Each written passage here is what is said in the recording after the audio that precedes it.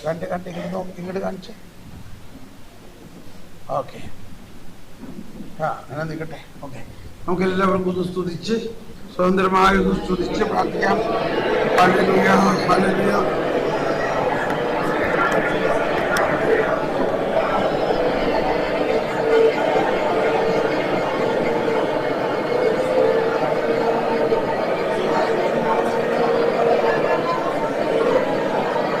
Hallelujah, hallelujah, hallelujah, hallelujah, hallelujah, hallelujah. Hala, hala, hala, hala, hala, hala. പരിശുദ്ധാത്മാവേ ഞങ്ങൾ നിറയണമേ, പരിശുദ്ധാത്മാവേ ജ്വലിപ്പിക്കണമേ, അഭിഷേകം തുറക്കണമേ, ഞങ്ങളിലുള്ള അഭിഷേകം തുറക്കണമേ, ഞങ്ങളുള്ള അഭിഷേകം തുറക്കണമേ, ഞങ്ങളുള്ള അഭിഷേകം തുറക്കണമേ. Hallelujah, hallelujah, hallelujah, hallelujah, hallelujah, hallelujah, hallelujah. പരിശുദ്ധാത്മാവേ ഞങ്ങളിൽ നിറയണമേ, പരിശുദ്ധാത്മാവേ ഞങ്ങളെ നയിക്കണമേ, പരിശുദ്ധാത്മാവേ ഞങ്ങളെ നയിക്കണമേ. ആത്മാവിനാൽ നയിക്കപ്പെടുന്നവരെല്ലാം ദൈവമക്കളാകുന്നു. എന്നിൽ വസിക്കുന്ന പരിശുദ്ധാത്മാവേ ദൈവ സ്നേഹം ചൊരിയണമേ, സ്നേഹം ശാന്തി ആനന്ദം കൊണ്ട് നിറയ്ക്കണമേ, സ്നേഹം ശാന്തി ആനന്ദം നിറയ്ക്കണമേ, ജ്ഞാനം അറിവ് വിവേകം നിറയ്ക്കണമേ, ജ്ഞാനം അറിവ് വിവേകം നൽകണമേ, വിശ്വാസ പ്രത്യാശ സ്നേഹം നൽകണമേ, വിശ്വാസം വർദ്ധിപ്പിക്കണമേ. Hallelujah, hallelujah, hallelujah, hallelujah. ഈശോയെ അങ്ങ് പ്രാർത്ഥിക്കണമേ, ഈശോയെ അങ്ങ് പ്രാർത്ഥിക്കണമേ, പരിശുദ്ധാത്മാവേ അങ്ങ് പ്രാർത്ഥിക്കണമേ.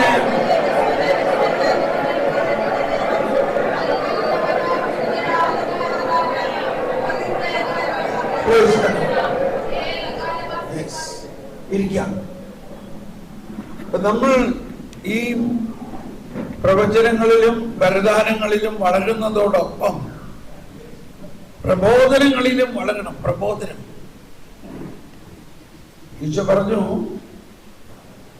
നിങ്ങൾ സ്വർഗത്തിലും ഭൂമിയിലുമുള്ള സകല അധികാരങ്ങളും എനിക്ക് നൽകിയിട്ടുണ്ട്, ഞാൻ നിങ്ങളോട് കൂടെയുണ്ട്.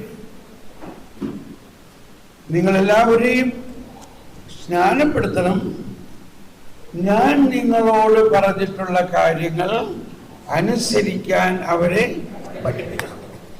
ഞാൻ നിങ്ങളോട് പറഞ്ഞിട്ടുള്ള കാര്യം എന്ന് പറഞ്ഞാൽ, ഒന്ന്, ഈശോ തന്നെ പഠിപ്പിച്ചിട്ടുള്ള വചനങ്ങൾ. ഒരു കാര്യം ശ്രദ്ധിച്ചോ, ഇവിടെ ഇപ്പൊ വന്ന പ്രവചനങ്ങളിൽ അല്ലെങ്കിൽ വചനം കിട്ടിയതിൽ മിക്കതും പഴയ നിയമ വചനങ്ങളായി. മിക്കതും. എനിക്ക് ഒരു ചോദ്യം ഇതാണ്, എന്തുകൊണ്ട് നിങ്ങൾക്ക് അങ്ങനെ വചനങ്ങളൊന്നും കിട്ടിയില്ല? ഈശോ ഇങ്ങനെ പറഞ്ഞു.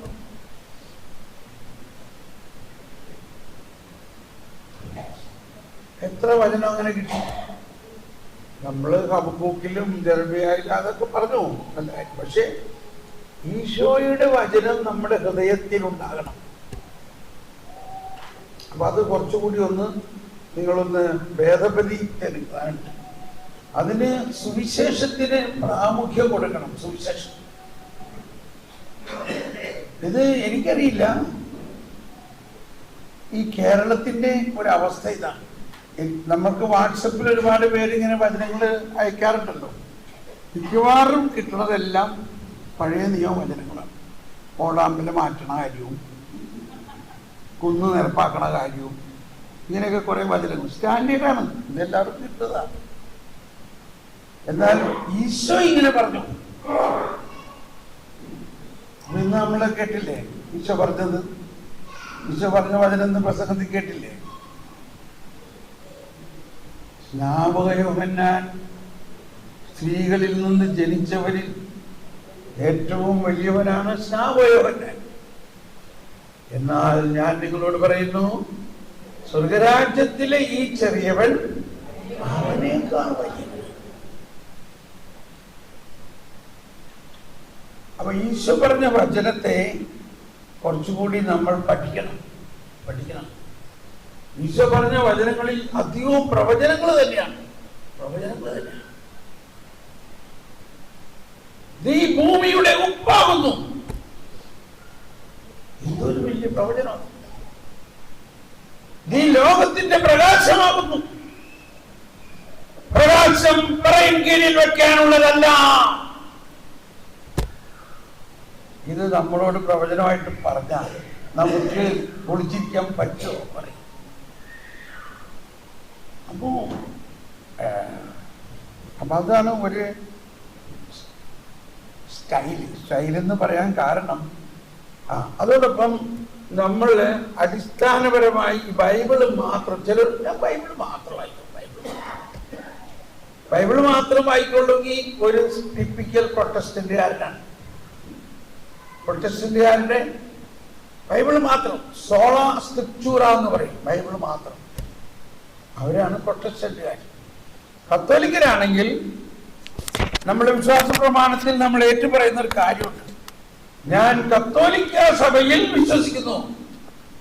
വിശ്വാസ പ്രമാണത്തിൽ ഏറ്റുപറയുന്നുണ്ടോ? ഒന്ന് പറഞ്ഞേ. ഞാൻ വിശുദ്ധ കത്തോലിക്ക സഭയിൽ വിശ്വസിക്കുന്നു. എന്താ വിശ്വസിക്കണേ? കത്തോലിക്ക സഭയിൽ എന്താ വിശ്വസിക്കണേ? ഇത് മുഴുവനാണ് ഈ കത്തോലിക്ക സഭയുടെ വിശ്വാസം. അപ്പൊ നിങ്ങളൊരു പാർട്ടിയിലെ മെമ്പർ ആണെങ്കിൽ ആ പാർട്ടിയുടെ നിയമസംഹിത അനുസരിച്ചല്ലേ നമ്മൾ ജീവിക്കേണ്ടത്. ഈ മതബോധന ഗ്രന്ഥം എല്ലാവരുടെ കയ്യിലും ബൈബിളിനോടൊപ്പം ഉണ്ടാകണം.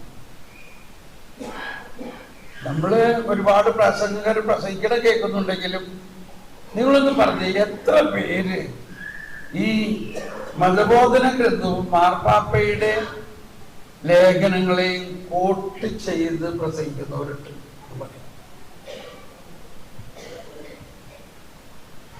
അതിലേക്ക് നമ്മൾ വരണം കേട്ടോ. ഇതില് എല്ലാത്തിനും ഉത്തരങ്ങളുണ്ട്. ഈ മാർപ്പാപ്പ പോലും മതബോധന ഗ്രന്ഥത്തിൽ ഇങ്ങനെ എഴുതിയിരിക്കുന്നു എന്ന് കോട്ട് ചെയ്തിട്ടാണ് പല പ്രാവശ്യവും പ്രസംഗിക്കുന്നത്.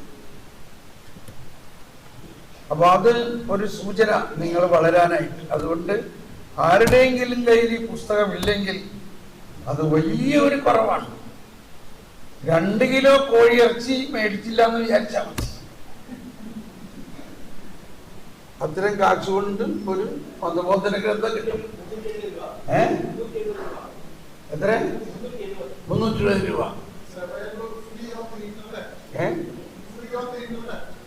അതൊന്നും പോരാ ഞങ്ങൾക്ക്. നമുക്ക് ഇതൊക്കെ കയ്യിലുണ്ടാവണം. ഇന്റർനെറ്റിൽ മാത്രം വായിച്ച പറ്റും. ഞാൻ പറഞ്ഞില്ലേ, നിങ്ങൾ ഇടയ്ക്ക് വരുമ്പോൾ ഈ പുസ്തകം തുറന്ന് നോക്ക്. ഞാൻ എങ്ങനെ ഇതിനകത്ത് അടിവരയിട്ടേക്കണത്, ഇതിന്റെ മാർജിനിലൊക്കെ എഴുതിയേക്കണത്. ഇത് നിസാര കാര്യമല്ല. ഇത് നമ്മുടെ ജീവനാണ്.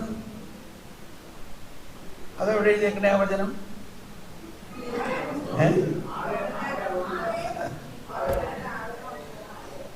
അതറിയാം, കാരണം പഴയ നിയമം. പുതിയ നിയമത്തിൽ എവിടെ എഴുതിയേക്കണേ?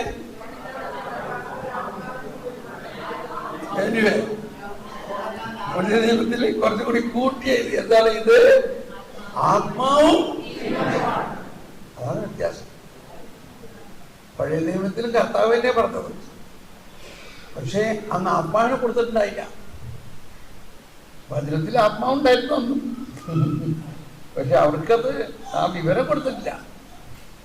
പുതിയ നിയമത്തിൽ വന്നപ്പോ ഈശോ ആ വിവരം പറയാണ്, ഞാൻ പറയുന്ന വചനത്തിലെ ആത്മാവും ജീവനാണ്.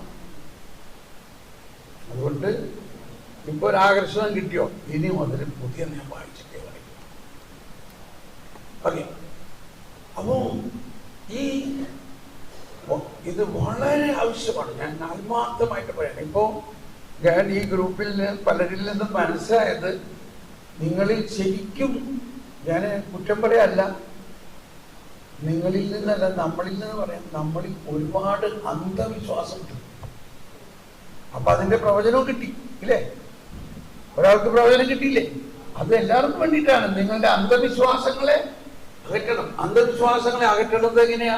ശരിയായ വിശ്വാസം പഠിച്ചാലല്ലേ. ഇതിപ്പോ നമ്മുടെ ഒരു കുറ്റമായിട്ടല്ല, ഇത് 2000 വർഷമായിട്ട് തന്നെ സഭയിൽ എപ്പോഴും ചില അന്ധവിശ്വാസങ്ങൾ, പാഷാണ്ഡതകൾ ഇങ്ങനെ വളർന്നുകൊണ്ടിരിക്കും.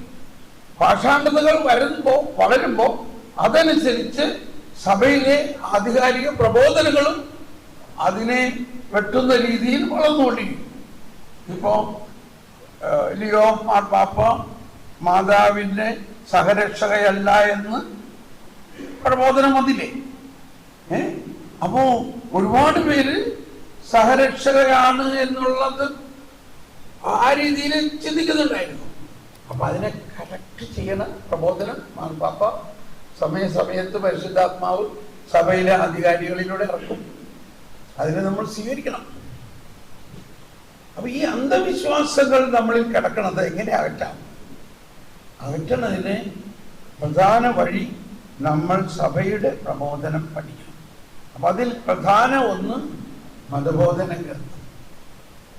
ഇനി 2 ഇത് ഫ്രാൻസിസ് മാർപ്പാപ്പയുടെ ആദ്യത്തെ പ്രബോധന രേഖയാണ്, സുവിശേഷത്തിന്റെ ആനന്ദം.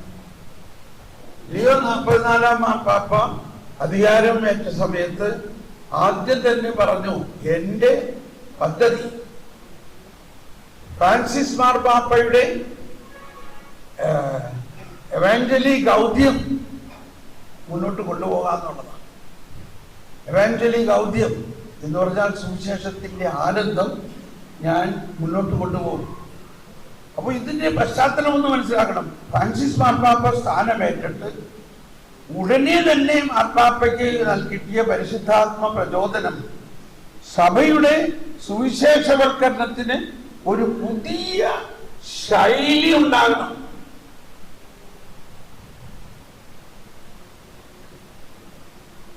ആദ്യ വാക്യതാണ്, സുവിശേഷത്തിന്റെ ആനന്ദം യേശുവിനെ അഭിമുഖീകരിക്കുന്ന എല്ലാവരുടെയും ഹൃദയങ്ങളിലും ജീവിതത്തിലും കവിഞ്ഞൊഴുകുന്നു.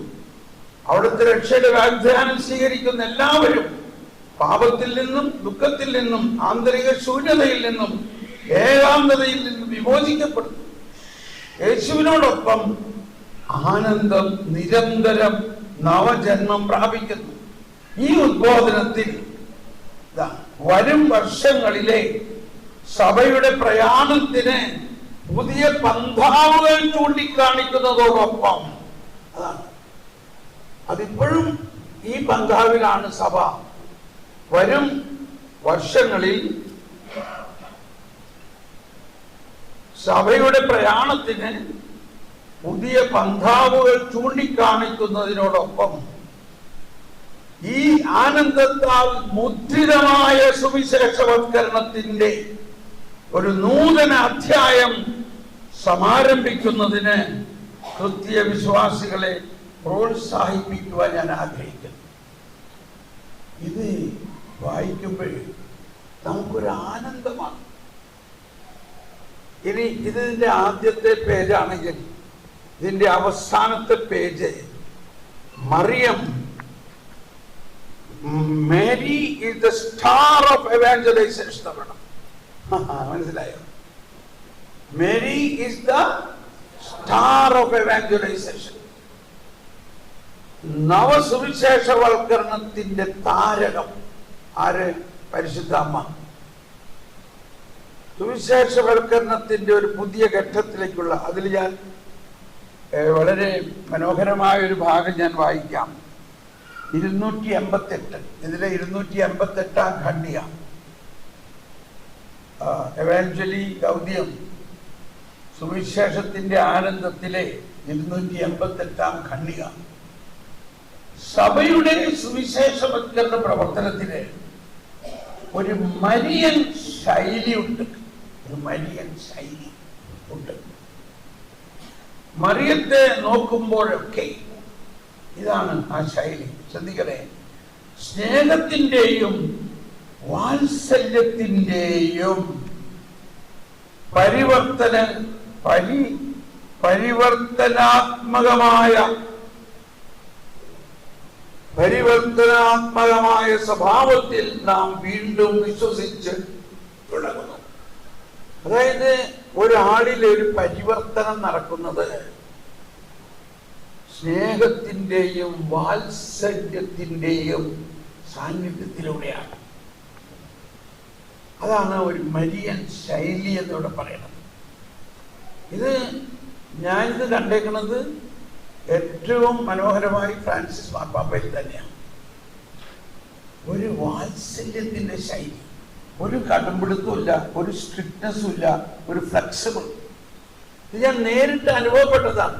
എൻ്റെ വാട്സപ്പ് നിങ്ങൾ നമ്പർ ഇടാണെങ്കിൽ എൻ്റെ പ്രൊഫൈൽ പിക്ചറിൽ കാണുന്നത് മാർപ്പാപ്പ എന്നെ തലയിൽ കൈവച്ച് പ്രാർത്ഥിക്കുന്നതും മാർപ്പാപ്പ എൻ്റെ കയ്യിൽ വാത്സല്യത്തോടെ ഞാൻ കുറെ നേരം സംസാരിച്ചു. അപ്പൊ ഞാൻ വിചാരിച്ചു ഈ സെക്യൂരിറ്റിക്കാരൊക്കെ ബഹളുണ്ടാക്കുമായിരിക്കും.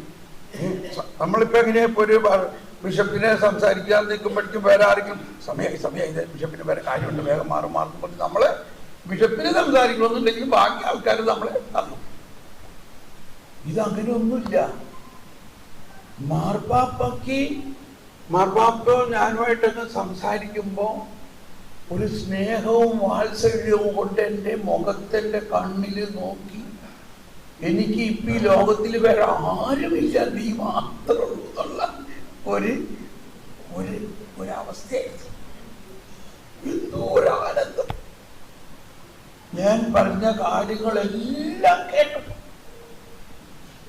കേട്ടിട്ട് എന്നെ അങ്ങ് ആലിംഗനം ചെയ്യണതിന് തുല്യം എൻ്റെ കയ്യിൽ ഇങ്ങനെ പിടിച്ചുകൊണ്ട് മറ്റേ കൈ കൊണ്ട് എന്നെ അനുഗ്രഹിക്കുകയും അതിനുശേഷം പ്രത്യേകം എനിക്ക് വേണ്ടി പ്രാർത്ഥിക്കുന്നുണ്ട് എന്നീ പറയുന്നു. അന്ന് മുതൽ ഈ മാർപ്പാപ്പയുടെ പ്രബോധനങ്ങളുടെ പ്രസരണമായിരുന്നു എൻ്റെ ജോലി മുതൽ. മാർപ്പാപ്പയുടെ പള്ളി പ്രസംഗങ്ങളുടെ 300ഓളം വീഡിയോകൾ ഞാൻ ഉണ്ടാക്കിയിട്ടുണ്ട്. മാർപ്പാപ്പയുടെ പള്ളി പ്രസംഗം, ഫ്രാൻസിസ് മാർപ്പാപ്പ എന്നും പള്ളി പ്രസംഗം ചെയ്തു.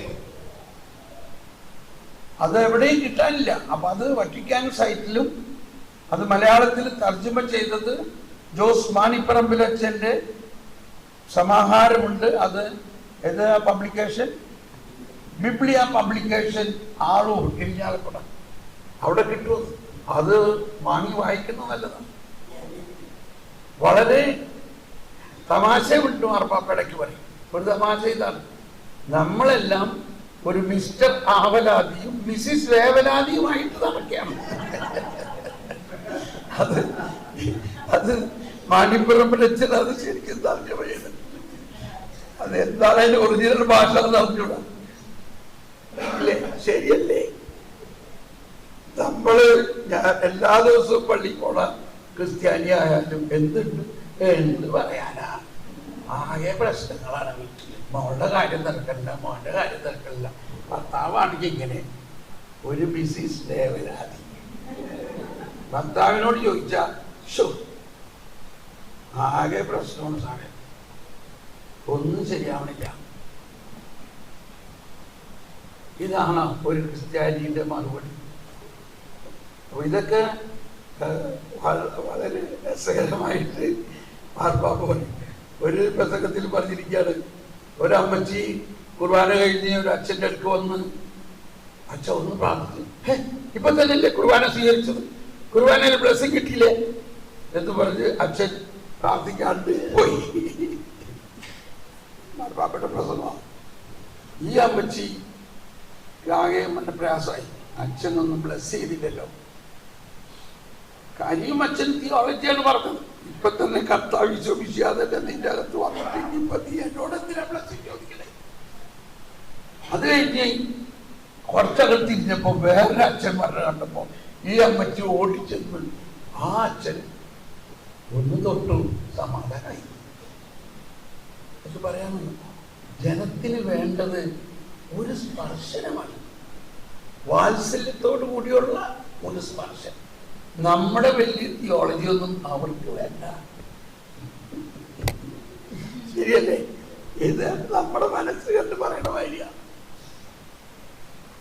അപ്പോ ഇവിടെ എഴുതിയിരിക്കാനുണ്ടോ? വീണ്ടും പറയാണ്, ഇതെന്നെ വളരെ സ്പർശിച്ച 2 വരികളാണിത്. Mary is the star of evangelization. നമ്മളെല്ലാവരും വലിയ ഭക്തരാണ്. നമ്മൾ ഒരുപാട് കൊന്ത ചെല്ലുന്നുണ്ട്, നൊവേന ചെല്ലുന്നുണ്ട്. അത് പോരാ. സത്യമായിട്ട് ഞാൻ പറയാണ്, അത് പോരാ. മാതാവിൽ നിന്ന് നമ്മൾ പഠിക്കേണ്ടത് മാതൃവാത്സല്യമാണ്. ഈ ബൈബിളിൽ എവിടെയെങ്കിലും മാതാവ് ആരെയെങ്കിലും വിമർശിക്കുന്നതായിട്ടോ കറക്റ്റ് ചെയ്യുന്നതായിട്ടോ കാണുന്നുണ്ടോ? മാതാവ് ഒന്നും മിണ്ടില്ല. എന്നിട്ട് ബെനഡിക്റ്റ് മാർപ്പാപ്പ പറയും, മാതാവ് സാധാരണഗതിയിൽ ഒന്നും മിണ്ടാറില്ല, പക്ഷെ ഇപ്പൊ മാതാവ് കുറെ സന്ദേശങ്ങൾ അയക്കുന്നുണ്ട്.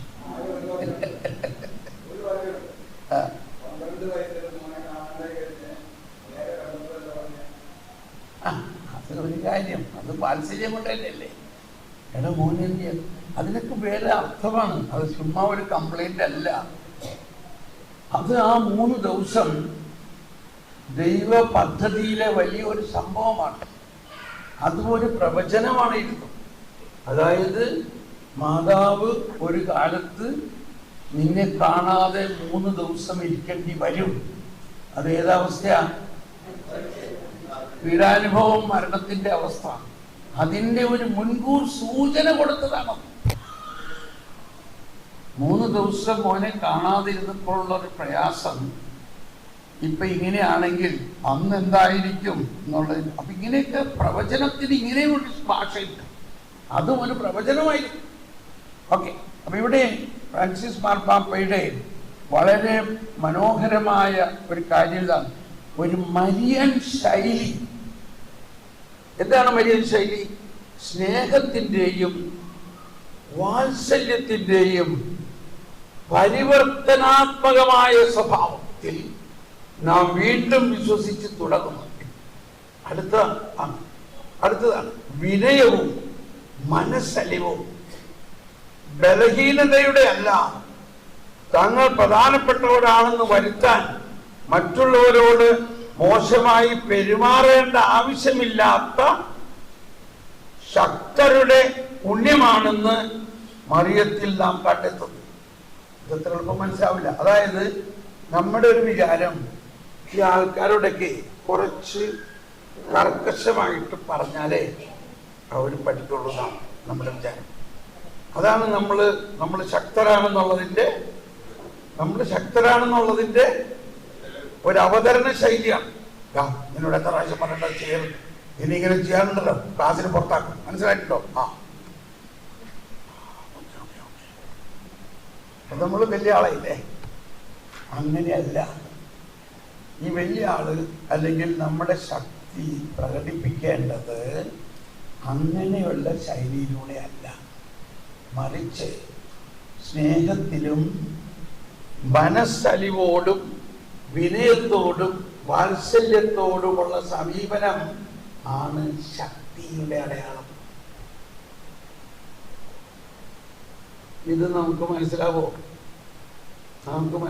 ഇപ്പൊ തന്നെ ഒരു ചേർത്തി ചിന്തിക്കും, എന്റെ ബ്രദർ ഇങ്ങനെയൊന്നും പറഞ്ഞാൽ കാര്യം നടക്കുമെന്നില്ല. ബ്രദർ രണ്ടുമാണ്. ഞങ്ങളുടെ കുടുംബത്തിൽ രാവിലെ മുതൽ 3-4 അച്ഛനുണ്ട്. അവർക്ക് 2 കേൾക്കുള്ളൂ, തലവർക്ക് പഠിക്കുള്ളൂ. എങ്ങനെ നമ്മൾ മാറും?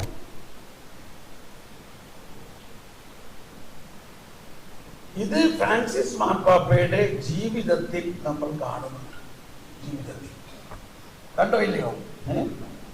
മാർപ്പാപ്പ ഈ 2ാം വത്തിക്കാൻ സൂനഹദോസിന്റെ ശേഷമുണ്ടായ ഒരു ഡെവലപ്മെന്റ് ഞാനൊന്ന് അറിയിക്കാം. അതൊരു മനോഹരമാണ്. ജോൺ 23-ാം മാർപ്പാപ്പയ്ക്ക് 1959 അദ്ദേഹം സ്ഥാനമേറ്റ ഉടനെ തന്നെ ഒരു വെളിപാടുണ്ടായി, പരിശുദ്ധാത്മാവിന്റെ പ്രചോദനമുണ്ടായി, ഒരു പ്രവചനമുണ്ടായി. ഒരു കൗൺസിൽ വിളിച്ചു കൂട്ടണമെന്ന്, വത്തിക്കാൻ കൗൺസിൽ വിളിച്ചു കൂട്ടണം. ഇത് നിസ്സാര കാര്യമൊന്നുമില്ല. ലോകമെമ്പാടുമുള്ള എല്ലാ ബിഷപ്പുമാരെയും 4000 5000 പേരെ വിളിച്ചുകൂട്ടി അവരെല്ലാവരെയും ഇരുത്തി കാര്യങ്ങൾ ചർച്ച ചെയ്ത് ബൃഹത്തായ ഒരു തീരുമാനങ്ങൾ എടുക്കുക. നിസാര കാര്യമാണ്. അപ്പോ ചില കർദിനാളന്മാർക്ക് ഒരു സംശയം, ഇത് പിതാവ് അങ്ങനെ വലിയൊരു എക്സ്പെർട്ടൊന്നും ആണെന്നല്ല എന്ന് വിചാരിച്ചിരുന്നത്. അപ്പൊ അവര് കുറച്ചു പേര് കൂടി പിതാവിന്റെ അരമനയിൽ ചെന്നുവിട്ട് ചോദിച്ച്, പിതാവ് എന്താ ഈ പറയണേ, ഈ കൗൺസിൽ വിളിച്ചു കൂട്ടുകയാണ് എന്തിനാ? ആ പിതാവ് വളരെ ശാന്തശീലനാണ്. അദ്ദേഹം അവരെല്ലാവരും വിളിച്ചുകൊണ്ട് ഈ മാർപ്പാപ്പയുടെ അരമനയിലെ ഒരു ജനാലയുണ്ട്. ആ ജനാലയ്ക്ക് വന്നിട്ടാണ് ഞായറാഴ്ച ദിവസത്തെ സന്ദേശം നടക്കുന്നത്. ആ ജനാലയ്ക്ക് വന്നിട്ട് അവിടെ ഉണ്ടായിരുന്ന ഗാർഡിനോട് പറഞ്ഞു, ആ ജനാല തുറന്നു. അത് തുറന്നു. അപ്പൊ ഈ തണുപ്പ് കാലത്ത് ജനാല തുറക്കുമ്പോ പുറത്തുനിന്ന് തണുത്ത കാറ്റ് ഇങ്ങനെ ആഞ്ഞടിച്ച് അവിടുന്ന് കർദിനാൾമാരൊക്കെ പെട്ടെന്ന് ഇങ്ങനെയാണ് പോയി. പിടിച്ചോ മനസ്സിലായോ? പെട്ടെന്ന് കർദിനാൾമാരൊക്കെ പുറോട്ട് പോയി. എന്നിട്ട് മാർപ്പാപ്പ, ഇതാണ് എനിക്ക് വേണ്ടത്, സഭയിൽ ഒരു പുതിയ കാറ്റ് വേണം.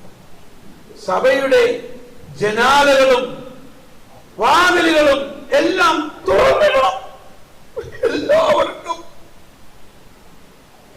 ഒരു ആശ്വാസം വേണം. പ്രവചനമായിരുന്നു.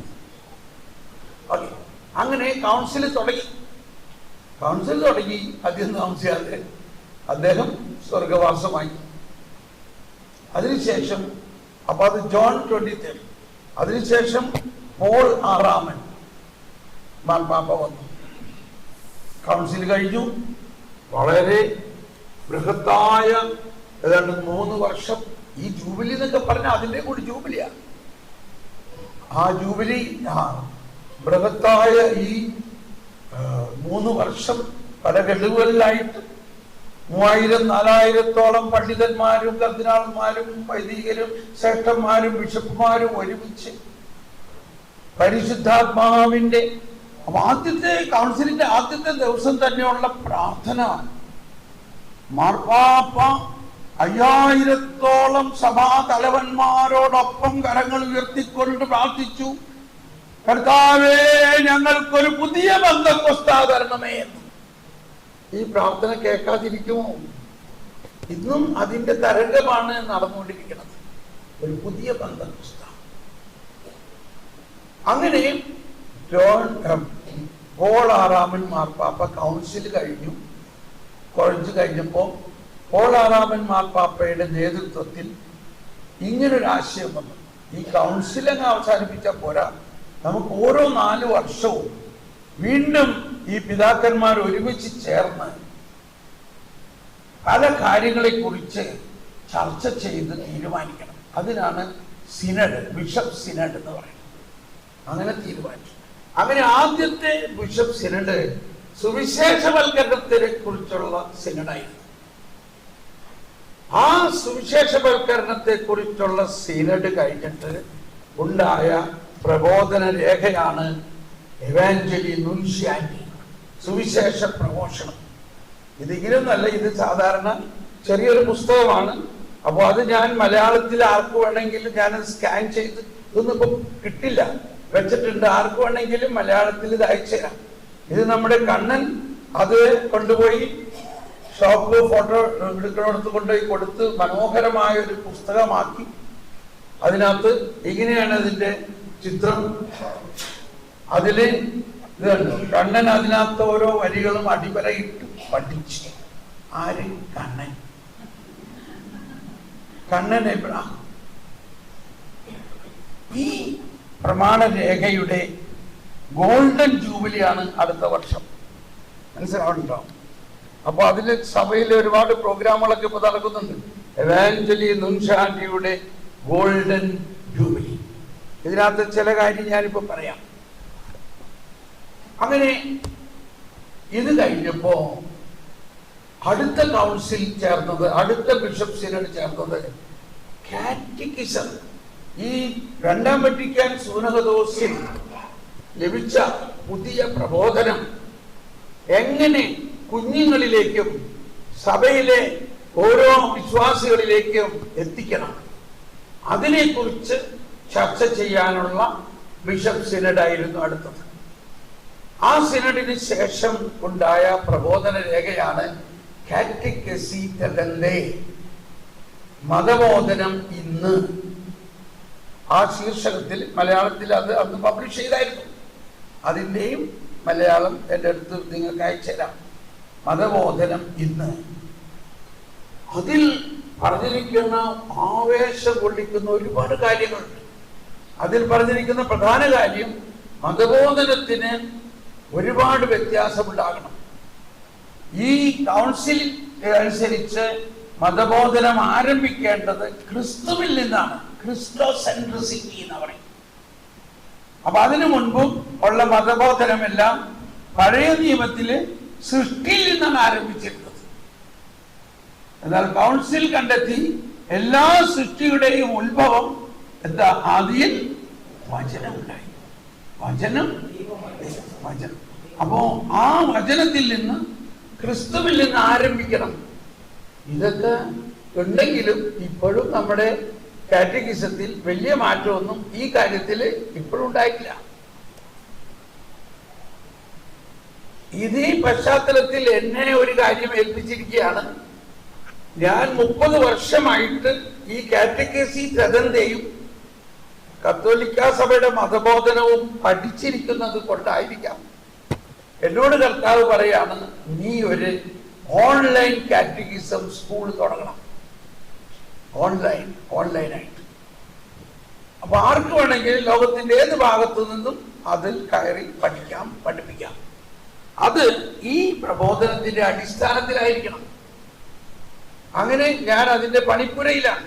അതായത് 1ാം ക്ലാസ്സിൽ 1 ക്ലാസ്, 2 ക്ലാസ്, അങ്ങനെ 50ഓളം ക്ലാസ് ഒരു വർഷത്തിൽ. അങ്ങനെ 2ാം ക്ലാസ്, 3ാം ക്ലാസ്, അങ്ങനെ 12 ക്ലാസ്. 15, 60, 600 ക്ലാസ്സുകൾ വീഡിയോ ആയിട്ട് ഉണ്ടാക്കണം. അതിന്റെ സ്ക്രിപ്റ്റ് എഴുതണം. അതിന്റെ ടീച്ചിങ് ഈ പ്രബോധനത്തിൽ നിന്ന് കണ്ടെത്തി ഞാൻ ഉണ്ടാക്കണം. അത് ഉണ്ടായിക്കൊണ്ടിരിക്കുകയാണ് ഇതിന്റെ ഇടയ്ക്ക്. മനസ്സിലായോ? കുറച്ച് വർഷങ്ങളെടുക്കും. അത് അനിമേറ്റഡ് വീഡിയോ ആയിരിക്കും. അത് ഏത് ഭാഷയിലും നമുക്ക് മാറ്റാം.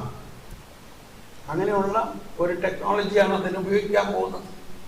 അത് പണി നടന്നുകൊണ്ടിരിക്കുന്നുണ്ട്. ആദ്യത്തെ 1-2 ക്ലാസ് ഞാൻ ഉണ്ടാക്കി കഴിഞ്ഞു. അതിന്റെ സാമ്പിള് ഞാൻ ചിലവരെ കാണിച്ചു കൊടുത്തപ്പോ ചിലവര് പറഞ്ഞു, ബ്രദറെ ഇത് 1ാം ക്ലാസ്സിലെ പിള്ളേർക്ക് മനസ്സിലാവോ? അപ്പൊ അതിൽ പ്രധാനമായിട്ട് പറഞ്ഞിരിക്കുന്ന ഒരു കാര്യം, യേശു എന്ന് പറയുന്ന, യേശുവിൽ തുടങ്ങണമെന്നല്ലേ ക്ലാസ്. യേശു എന്ന വാക്കിന്റെ അർത്ഥം അതൊരു ഹീബ്രു പദമാണ്, ദൈവം രക്ഷിക്കുന്നു. എന്താണ് യേശു എന്ന വാക്കിന്റെ അർത്ഥം? ദൈവം രക്ഷിക്കുന്നു.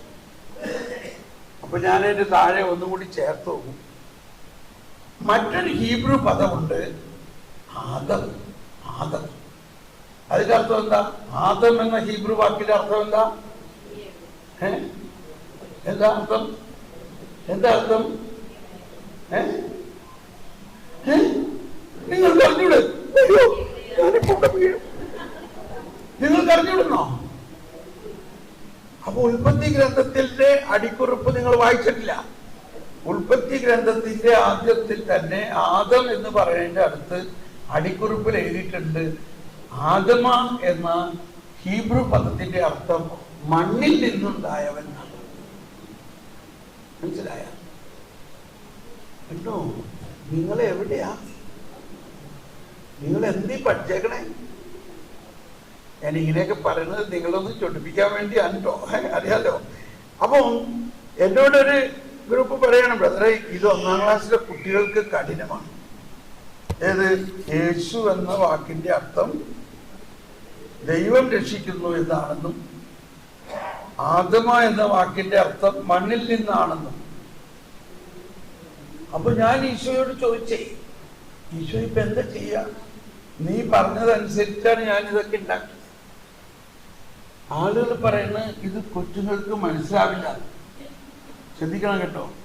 ഇപ്പൊ ഈശോ എന്നോട് പറയാണ്, ചില സമയത്ത് ഈശോ എന്നോട് വളരെ പ്രധാനപ്പെട്ട കാര്യങ്ങളും വളരെ വാത്സല്യത്തിൽ സംസാരിക്കുമ്പോൾ എൻ്റെ പേര് പറഞ്ഞിരുന്നത് എൻ്റെ അപ്പനും അമ്മേനെ വിളിച്ചിരുന്ന ശബ്ദത്തിലാണ്. അങ്ങനെ എന്നെ ആരും വിളിക്കാറില്ല, മനസ്സിലായോ? അതിങ്ങനെയാണ്, തോമാസേ. അപ്പൻ അമ്മ ഇങ്ങനെ തോമാസേ. ശരിക്ക് അത് ഏറ്റവും ഈശോ പറയാണ് തോമാസേ. എന്നിട്ട് പറയാണ് തോമാസേ, ഞാൻ 9-ലെ വിധവയുടെ വീട്ടിൽ ചെന്നു. വിധവയുടെ മകൻ മരിച്ചിരിക്കുന്നു. അവരെ എങ്ങനെ ആശ്വസിപ്പിക്കാൻ പറ്റും? അവരെ ആശ്വസിപ്പിക്കാൻ ഒരു വഴിയുള്ളൂ, അവർക്ക് മരിച്ച ആളെ ഉയർത്തി കിട്ടണം. മരിച്ച ശവമഞ്ചം എടുത്തുകൊണ്ട് വിലാപയാത്ര ആരംഭിച്ചിരിക്കുന്നു. ഞാൻ ആ യാത്ര നിർത്തി. ആ ശവമഞ്ചത്തിൽ കിടക്കുന്ന യുവാവിനോട് ഞാൻ പറഞ്ഞു, യുവാവേ, ഞാൻ നിന്നോട് പറയുന്നു, എഴുന്നേൽക്കുക എന്ന് പറഞ്ഞ എല്ലാവരും, യുവാവേ, ഞാൻ നിന്നോട് പറയുന്നു, എഴുന്നേൽക്കുക. അവനോട് എഴുന്നേറ്റു. എന്നിട്ട് ഈശോ ചോദിക്കുകയാണ്, തോമാസേ, അവൻ മനസ്സിലാക്കിയിട്ടാണോ അവൻ എഴുന്നേറ്റേ?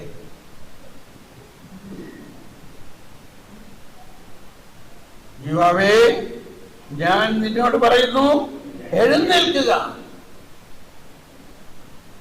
അവൻ മനസ്സിലാക്കിയിട്ടാണോ എഴുന്നേറ്റേ? അല്ല, അവൻ മരിച്ചു കിടക്കാണ്.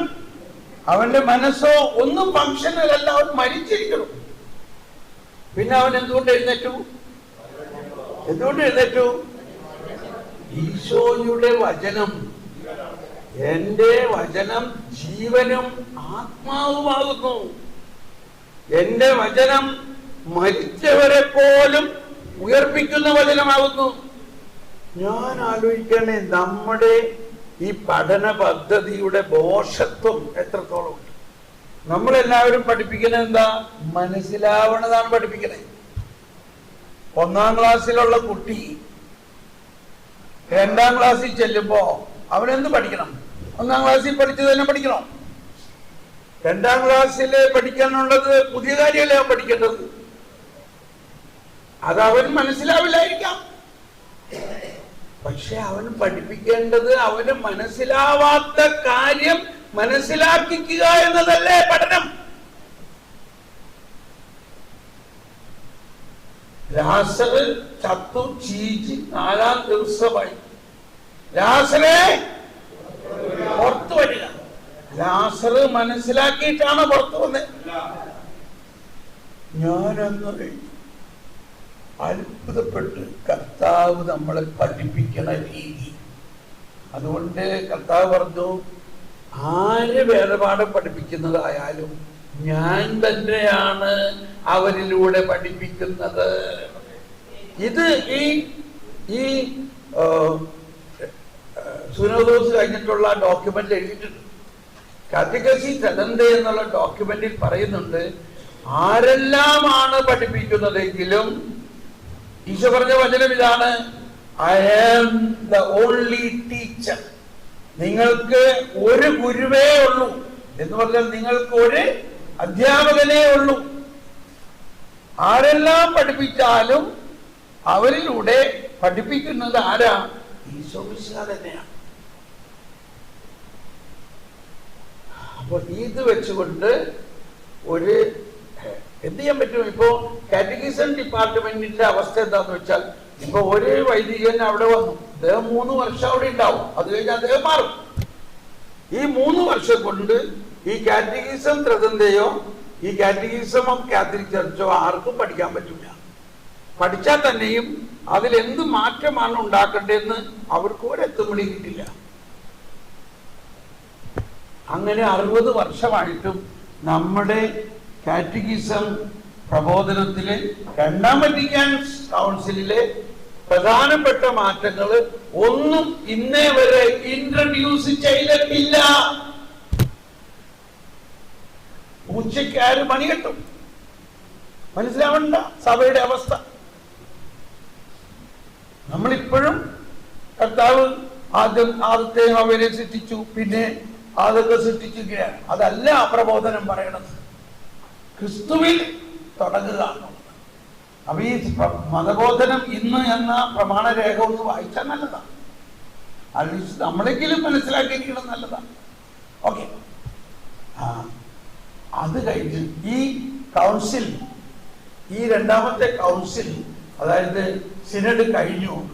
ഈ പ്രമാണരേഖ വരുന്നതിന് മുൻപ് പോളാറാമൻ എന്താ പറയാ മരിച്ചു. അത് കഴിഞ്ഞപ്പോ ഒരു അടുത്ത മാർപ്പാപ്പയെ തിരഞ്ഞെടുത്തു. ആ മാർപ്പാപ്പ പറയാണ്, എനിക്ക് വേറെ ഒന്നും ചെയ്യാനില്ല. ഈ ജോൺ 23 പോളാറാമൻ, ജോണും പോളും ചെയ്തത് തുടരുകയല്ലാതെ എനിക്ക് വേറെ ഒന്നും ചെയ്യാനില്ല. ഒന്ന് കൈവച്ച് കാണിച്ചേ. ഇതെല്ലാം പറയുന്നത് നിങ്ങൾ മനസ്സിലാക്കുമ്പോൾ നിങ്ങൾക്ക് ഒരു ആനന്ദം ഉണ്ടാവും. അതുകൊണ്ട് അദ്ദേഹം എന്ത് ചെയ്തു? ഞാൻ ആദ്യമായിട്ട് ഒരു ഇരട്ട പേര് എടുക്കുകയാണ് ഒരു മാർപ്പാപ്പയ്ക്ക്, ജോൺ പോൾ എന്നുള്ള പേര്. അങ്ങനെയാണ് ജോൺ പോൾ എന്നുള്ള പേരുണ്ടായത്.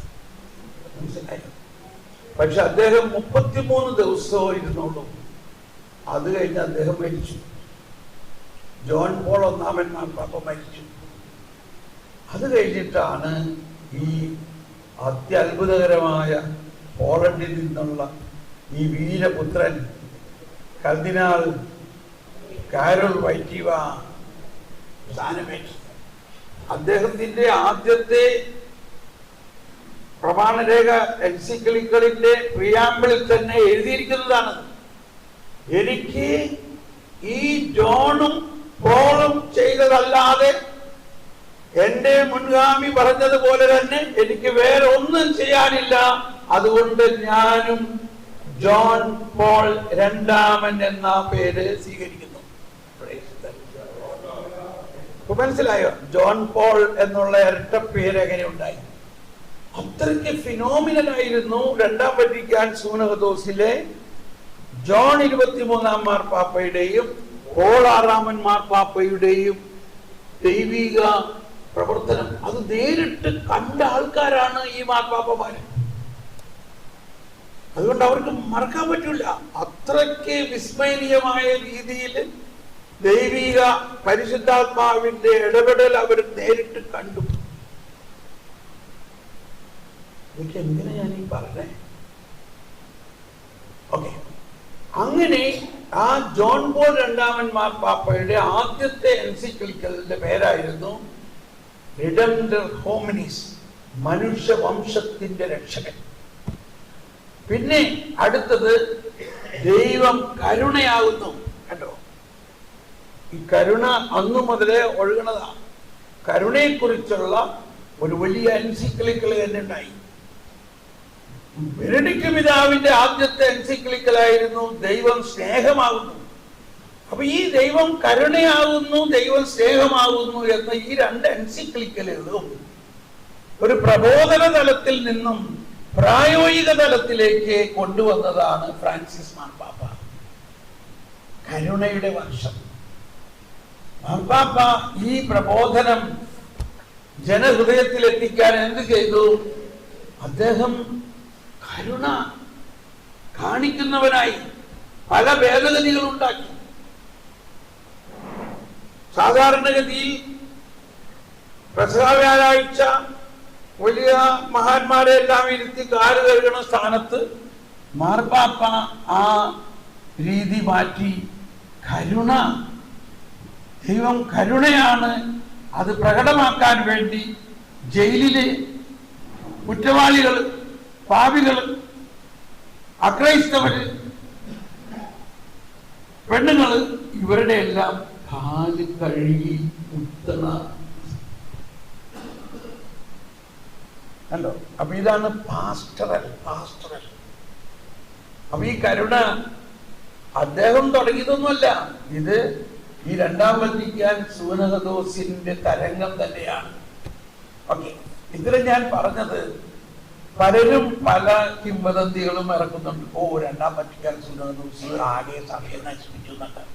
ഇതൊന്നും കേട്ട് നിങ്ങൾ അതിനകത്ത് വീഴരുത്.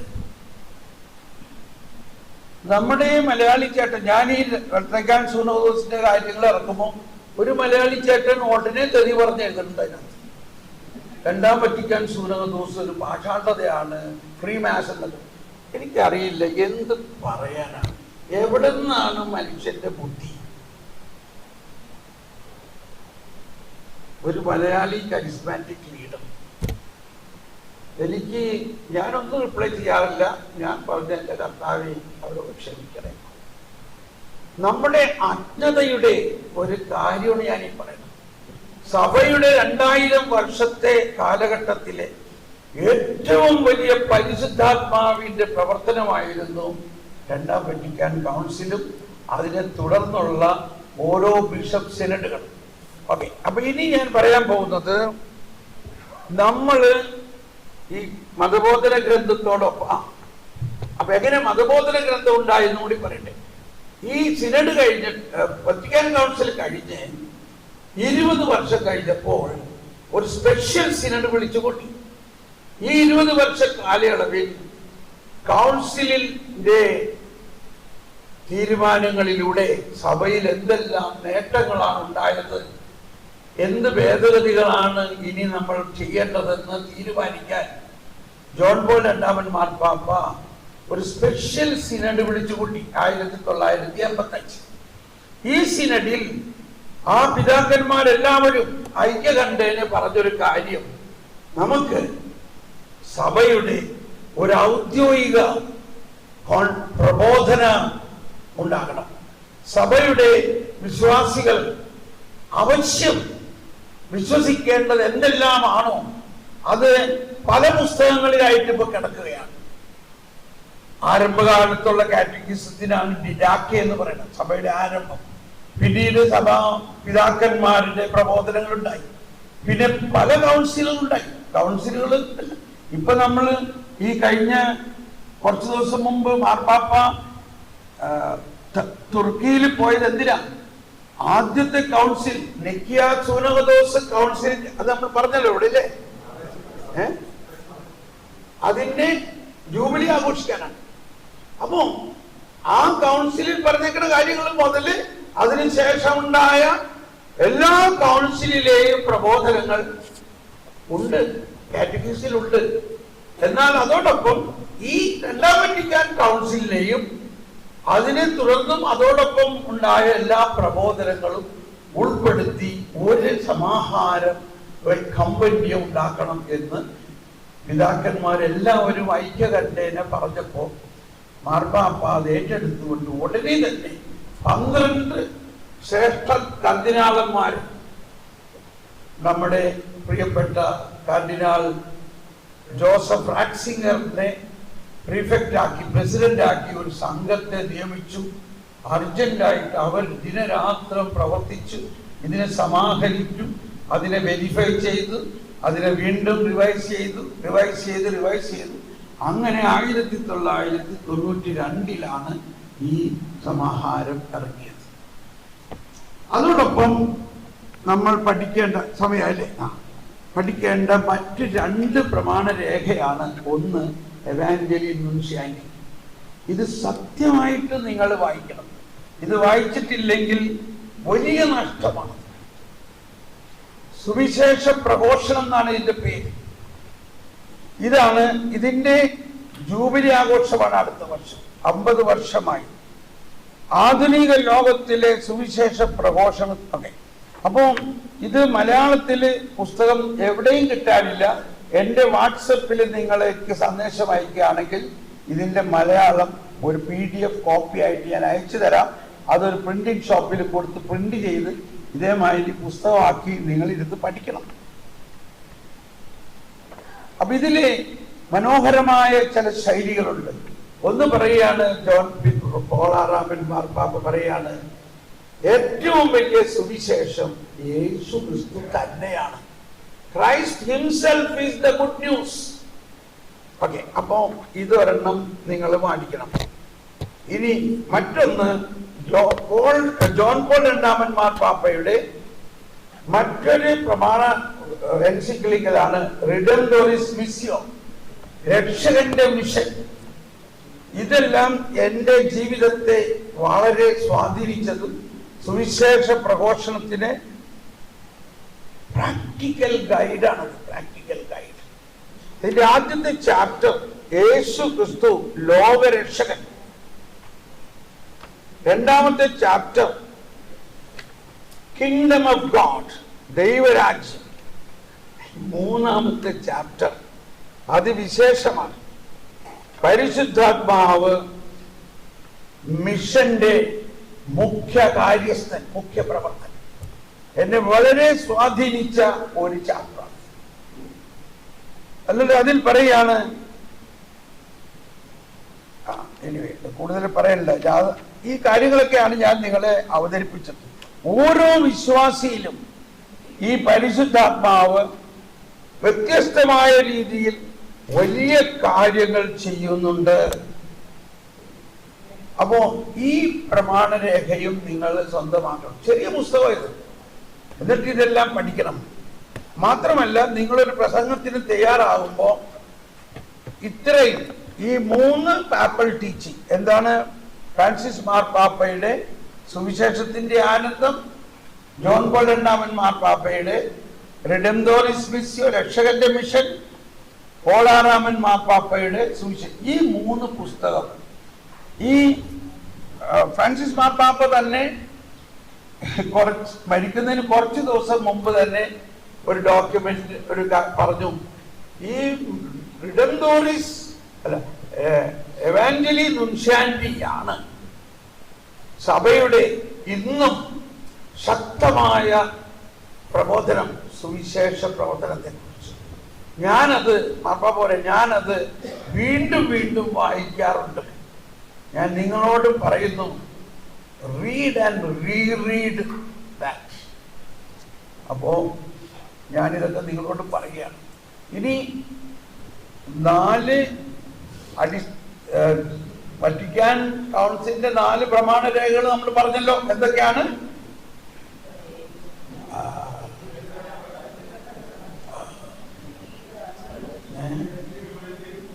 ലൂമൻ ജെൻഷ്യം, ഡൈവർബം, സാക്രസാൻഡം കൺസീലിയം, ഗൗഡിയം എസ്പെൻസർ. അപ്പൊ ഇതൊക്കെ ഞാൻ പറഞ്ഞു. നിങ്ങൾ വളരാൻ ഇത് ആവശ്യമാണ്. ഇതിന്റെയൊക്കെ ഒരു പേജെങ്കിലും നിങ്ങളൊന്ന് വായിക്കുമ്പോൾ, ഇപ്പൊ ഇത് ഞാനിവിടെ വെച്ചേക്കാം കേട്ടോ. നിങ്ങൾ ആരെങ്കിലും ഒന്ന് വന്ന് ഇടയ്ക്കൊന്ന് തുറന്നൊക്കെ നോക്കിക്കോളും. കേട്ടോ, ഇതിവിടെ വെച്ചേക്കാം. ഓക്കെ, ഇപ്പൊ ഞാൻ പഠിപ്പിക്കാൻ വന്നത് പ്രവചനപരത്തെ കുറിച്ചായിരുന്നു. പക്ഷെ ആത്മാവ് നയിച്ചത് ഇങ്ങനെയാണ്. ഇത് കേട്ടിട്ട് നിങ്ങൾക്ക് സന്തോഷമായോ? ഞാൻ ഒരു കാര്യം പറയാം. നിങ്ങൾ ഇത് ലോകത്തിലെവിടെയും ഈ പറഞ്ഞ കാര്യം ഇങ്ങനെ കേൾക്കാൻ പറ്റില്ല. അതായത് ഈ ജോൺ 23-ാം മാർപ്പാപ്പ മുതൽ ഓരോ മാർപ്പാപ്പകളുടെയും ജീവിതത്തെ അപഗ്രഥിച്ച് പഠിച്ച് അതിന്റെ പ്രബോധനങ്ങളെ ഉൾക്കൊണ്ടുകൊണ്ടാണ് ഞാൻ ജീവിക്കണേ. അതിലേറ്റവും മനോഹരമായ ഒന്ന് ജോൺ 23-ാം മാർപ്പാപ്പയുടെ ഒരു ചാക്രിക ലേഖനമുണ്ട്. ചർച്ച് മദർ എറ്റ് മജിസ്ട്ര, സഭ അമ്മയും ഗുരുനാഥയുമാണ്. ഇതെന്നെ വളരെ സ്വാധീനിച്ച ഒരു പ്രബോധനമാണ്.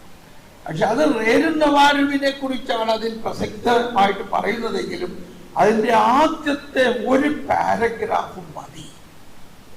എന്താണ് സഭയെന്നും ആ സഭയിൽ ഒരു വിശ്വാസിയുടെ സ്ഥാനം എന്തെന്നും ആ വിശ്വാസി സഭാ മാതാവിന്റെ മകളാണെന്നും സഭാ മാതാവ് ആ വിശ്വാസിക്ക് വേണ്ടതെല്ലാം നൽകുന്ന ആ പ്രബോധന ശൈലിയാണ് സഭയുടെ. ഇതെന്തോ കാരണവശാൽ എനിക്ക് മനസ്സിലായി. അതുകൊണ്ട് ഞാൻ വേറെ ഒരു പ്രബോധനത്തിനും പോകേണ്ട ആവശ്യമില്ല. നമ്മുടെ ഈ സഭയിൽ നമുക്ക് വേണ്ടതെല്ലാം പരിശുദ്ധാത്മാവ് നൽകുന്നുണ്ട്. ഇനി നിങ്ങൾക്ക് എന്തെങ്കിലും സംശയം ഉണ്ടെങ്കിൽ, ഇനി വേറെ ബൈബിളിന്റെ വ്യാഖ്യാനത്തെ കുറിച്ചും വേറെ ഒരുപാട് കാര്യങ്ങളൊക്കെ ഉണ്ട്. നിങ്ങൾക്ക് എന്ത് സംശയം ഉണ്ടെങ്കിലും എനിക്കൊരു വാട്സപ്പ് മെസ്സേജ് അയക്കുകയാണെങ്കിൽ ഞാൻ അത് കാര്യകാരണ സഹിതം ഇന്ന പ്രമാണരേഖയിൽ ഇന്നമായി എഴുതിയിരിക്കുന്നത്, അതുകൊണ്ട് ഇന്നമായി ചെയ്യുന്നുള്ളത് നിങ്ങൾക്ക് റെഫറൻസ് തരാം. മനസ്സിലായി? അങ്ങനെ നമ്മൾ വളരണം. ഓക്കെ, തയ്യാറാണോ? സന്തോഷമായോ? വായോ, നമുക്കൊന്ന് സ്തുതിച്ച് നന്ദി പറയാം. Hallelujah, hallelujah, hallelujah, hallelujah, hallelujah, hallelujah. ശലബല ഹലബല, ശലബല ഹലബല, ശലബല ഹലബല, ഹലബല ഹലബല.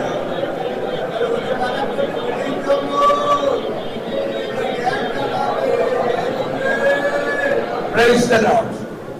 അഹരോന്റെ തലയിൽ നിന്ന് താടിയിലേക്ക് ഇറങ്ങി കഴുത്തിന്റെ പട്ടയിലൂടെ അങ്കിയിലേക്ക് ഒഴുകുന്ന അഭിഷേക തൈലം പോലെയാണ്. ആമേൻ. നമുക്ക് വേഗം ചായ കുടിച്ച് 1/2 മണിക്കൂർ കൊണ്ട് വരാം. എന്നിട്ട് ഞാൻ പ്രവചനവരത്തെ കുറിച്ച് കുറച്ചുകൂടി ക്ലാസ് എടുത്തിട്ട് നമ്മൾ വീണ്ടും അടുത്ത പുതിയ ഗ്രൂപ്പ് ഉണ്ടാക്കാൻ പോവുകയാണ്. മനസ്സിലാവുണ്ടോ? ഗ്രൂപ്പിലാണ് നമ്മുടെ ജീവൻ, ഗ്രൂപ്പിലാണ് പുതിയ കാര്യങ്ങൾ നമ്മൾ പഠിക്കുക. Alright, ready? വേഗം ഓടി വായോ.